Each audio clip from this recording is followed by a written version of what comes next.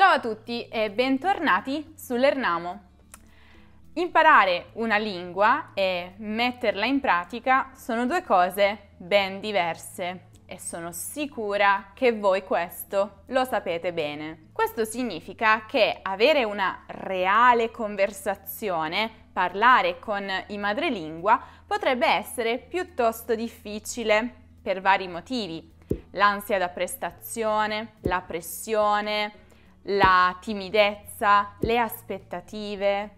Quindi rimbocchiamoci le maniche, che io non ho, e mettiamoci al lavoro.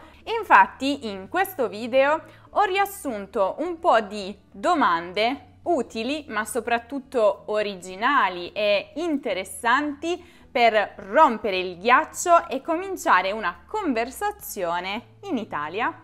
Insomma, per evitare di utilizzare quelle classiche, noiose e banali domande della serie "come va?", che portano a risposte altrettanto banali, bene, e poi il nulla, momenti di silenzio imbarazzante. No. Per un maggiore ordine ho deciso di suddividerle per argomento o per luogo di utilizzo. Prima di illustrarvi tutti i modi per attaccare bottone, vorrei rispondere a una domanda che ricevo spesso nei commenti. Graziana, ma perché molti siti web italiani sono inaccessibili da altri paesi? Ve lo spiego subito.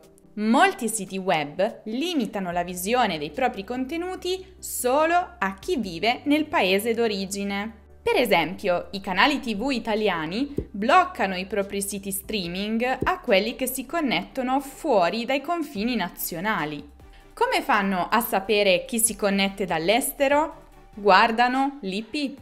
Ogni dispositivo che si connette a internet ha un IP, un codice che lo identifica sul web.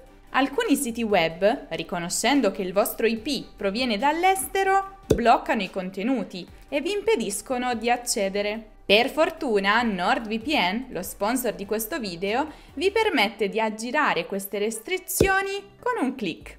Vi basterà selezionare dall'app disponibile su computer, tablet e smartphone in quale paese vorreste virtualmente trovarvi e il gioco è fatto. NordVPN filtrerà la vostra connessione attraverso uno dei suoi computer che si trova nel paese scelto. Non noterete nulla, avviene tutto in automatico. NordVPN costa solo un paio di euro al mese. In più, se vi iscriverete usando il link che vi ho lasciato in descrizione e il codice coupon LERNAMO, riceverete uno sconto aggiuntivo e un mese gratis. NordVPN è una risorsa imperdibile. Primo grande argomento che generalmente mette tutti d'accordo: il viaggio. Se siete in viaggio in Italia e volete cominciare una conversazione con una persona del posto, potreste chiedere: ci sono delle chicche nascoste da vedere qui intorno? Una chicca è una cosa piccola, ma allo stesso tempo interessante perché è particolare, elegante, raffinata, bella, qualcosa da godersi. Oppure, cosa mi consigli di fare? Apro e chiudo una parentesi, io utilizzerò qui il tu in tutte le prossime domande, ma ovviamente se siete con qualcuno che proprio non conoscete, potete anche utilizzare il lei come forma di cortesia. Ancora, cosa c'è in zona che non posso assolutamente perdermi? C'è qualche storia o qualche leggenda locale da conoscere su questi posti? Generalmente questo apre sempre una lunga conversazione, perché se la persona è del posto ha sempre molta voglia di raccontare un po' la storia della propria città.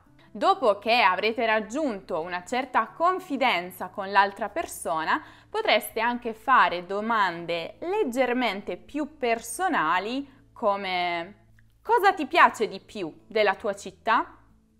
Oppure: da quanto tempo vivi qui? Altrimenti parlare di cibo, soprattutto in Italia, è sempre la soluzione giusta. si va sempre sul sicuro. Conosci qualche posto buono in cui mangiare? Per qualche ragione la gente ama dare consigli su ristoranti da provare perché li trova particolarmente buoni e vuole che tutti gli altri li provino.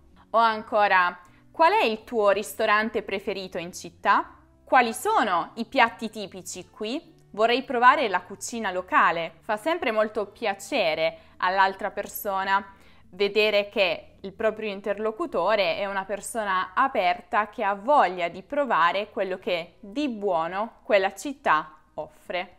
O ancora, molto simile, c'è una bevanda del posto che vale la pena di provare?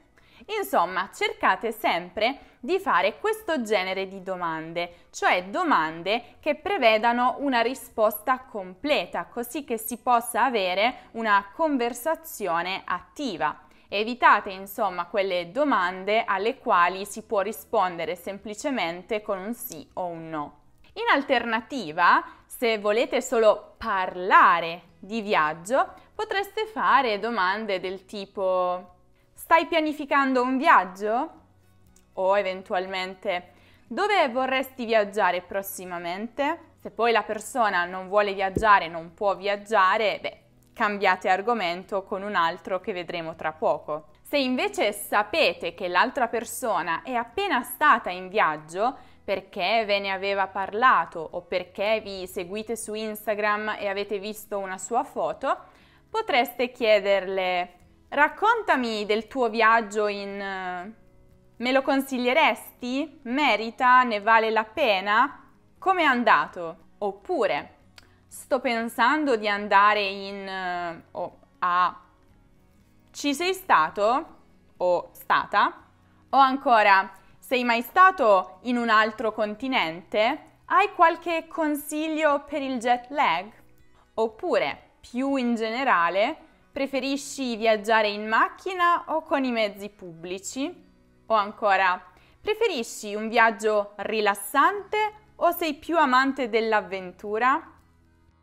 Proseguiamo. Un luogo in cui è veramente importante avere un po' di domande salvavita nella manica è sicuramente il posto di lavoro.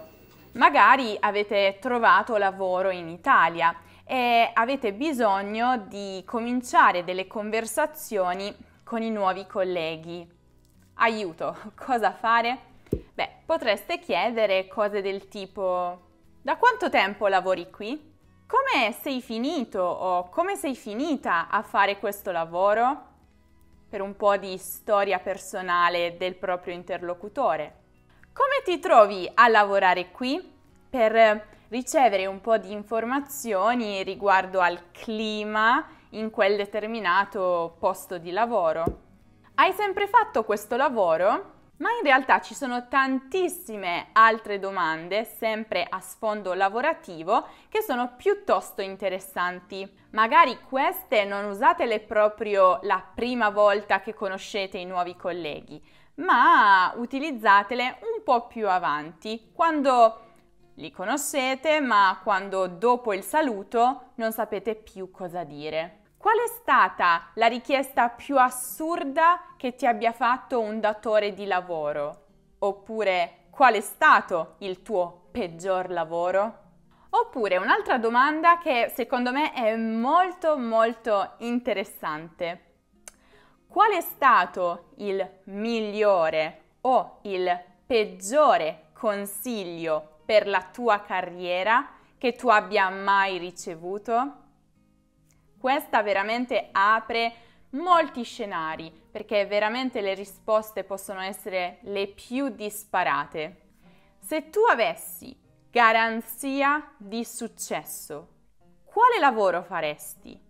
Di questo sono veramente curiosa anche io. Scrivetemi nei commenti una risposta a questa domanda. Proseguendo, un'altra domanda da fare sul luogo di lavoro potrebbe essere: hai mai avuto un collega particolarmente fastidioso? Oppure una domanda molto attuale in questo periodo: cosa ne pensi del lavoro da remoto? O simile: Vorresti alternare i giorni di lavoro in persona con i giorni di lavoro da remoto? Poi, la classica domanda che vi salva in qualsiasi circostanza: hai dei piani per questo fine settimana?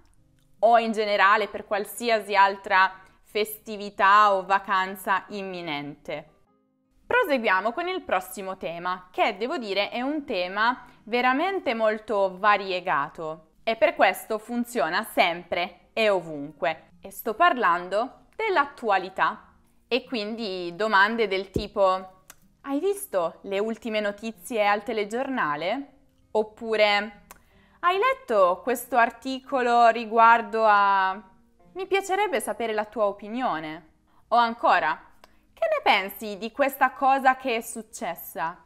Oppure se ci sono notizie da qualche parte del mondo che sono un po' preoccupanti, un po' negative, potreste chiedere: stai seguendo quello che sta accadendo in nome del paese?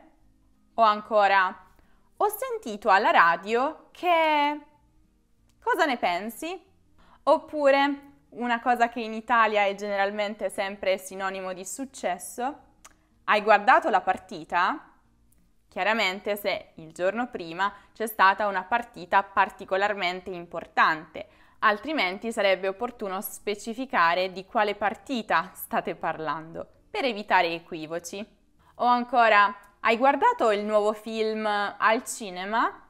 Hai guardato la nuova serie su Netflix? Poi chiaramente queste ultime domande che vi ho proposto sono perfette anche fuori dal contesto lavorativo. L'attualità, come vi dicevo prima, va sempre bene.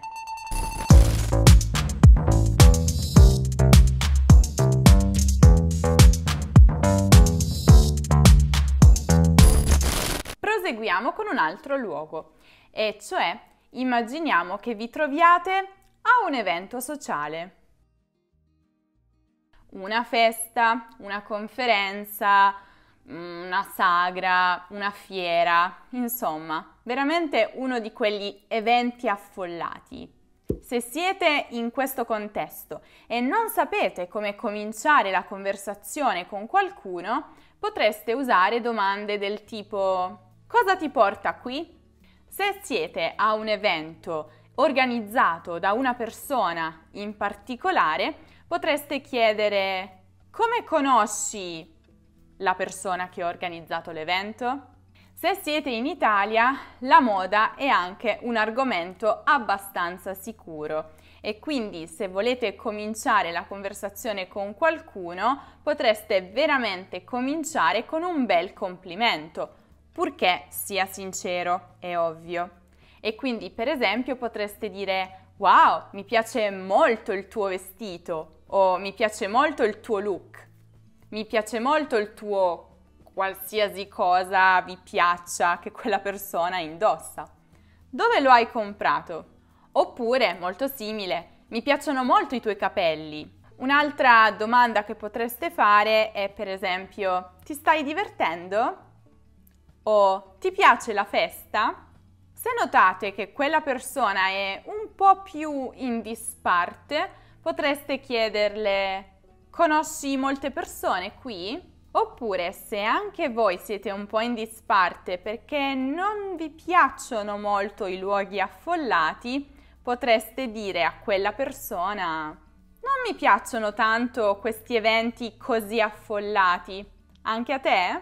Se quella persona vi risponde: oh sì, anche io li detesto, sicuramente comincerete una bella amicizia. Se invece notate che una persona sta mangiando o sta bevendo qualcosa che anche a voi piace molto, potreste cominciare una conversazione dicendo: anche io adoro, non so, quel vino, o anche io adoro quello stuzzichino. Sei un intenditore o un'intenditrice. È sempre bello trovare delle buone forchette come noi, non è vero? E infine un argomento che, sì, è vero, probabilmente è un po' banale, ma funziona veramente sempre per cominciare una conversazione. Lo avete indovinato, non è vero? il tempo. Che ci piaccia o no, l'argomento meteo rompe sempre il ghiaccio, in qualsiasi circostanza. Guarda che bel sole fuori! Oppure, che bella giornata oggi, non trovi? Non potevamo chiedere tempo migliore oggi. Oppure, peccato, sta piovendo. O, che bello, sta piovendo, se siete amanti della pioggia. Io no. O ancora, fa freddo oggi, no? Ieri era più caldo. Sembra proprio che stia per piovere. Conviene trovare un posto al riparo, soprattutto se l'evento dovrà prolungarsi per qualche ora e ovviamente non ci sono molte coperture. O ancora, che ventaccio! Ma quando arrivano le belle giornate? Oppure, comincia a piovere. O al contrario, mamma mia che caldo oggi, si muore! Questo sole è bollentissimo, dove posso trovare un po' di ombra? Se invece per esempio siete al lavoro potreste guardare fuori dalla finestra e dire guarda che bel tempo durante la settimana e poi puntualmente piove nel fine settimana. O ancora, se avete guardato le previsioni del meteo potreste dire cose come al meteo hanno detto che nei prossimi giorni pioverà, nevicherà, grandinerà, ci sarà il sole. Sarà vero? Se voi siete invece in viaggio e state parlando con una persona del posto, potreste chiedere cosa succede generalmente in quella città. Per esempio, ma il tempo qui è sempre così bello o brutto? O caldo, o freddo, o umido, pazzo, qualsiasi aggettivo che sia opportuno in quel contesto. Oppure immaginiamo che siate ad un evento un po' noioso. Se volete attaccare bottone con qualcuno potete mostrarvi un po' simpatici e dire cose come ok, fingiamo di essere interessati al meteo e poi usate una delle formule menzionate sopra.